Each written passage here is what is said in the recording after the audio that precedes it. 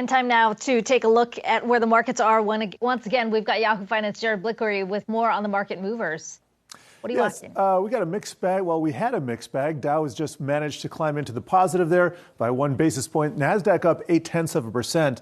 I just wanted to continue the conversation on volatility and also get into bonds a little bit, but mainly sticking with equities. Here is the VIX. This is a SIBO volatility index, Wall Street's fear gauge, and we are sitting with a 12 handle. That's 12.95. Haven't seen that since before the pandemic. And here is a chart showing this is year to date. And here we are at these depressed levels now. And just as a reminder, this tends to move inversely with respect to stocks. So we've got stocks rallying in this wall of worry right now. And not surprisingly, we've got the VIX actually coming down. So here is a 5-year chart. And here's 3 years ago at the beginning of the pandemic when we prior saw these levels.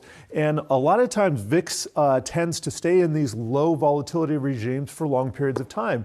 So investors want to think, all right, is this going to be the new norm for the rest of the year?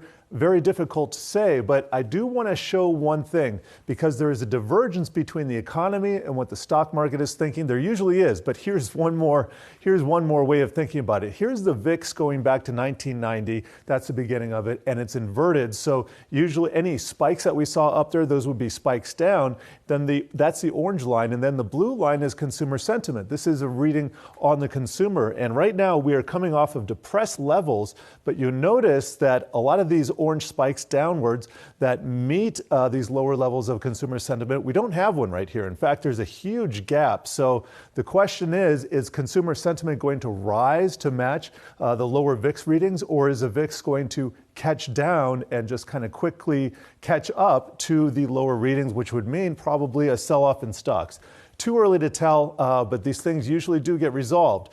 Also want to talk about bond market volatility. I was talking about depressed levels in the VIX. In the bond market, we have come down off of these highs considerably, and we are sitting at the lows of the year. But you can still see on this 5-year chart, relative to what's happened, still pretty elevated here. And as much as bonds tend to lead stocks, credit tends to lead equities, might be a little bit of a warning sign right there, guys.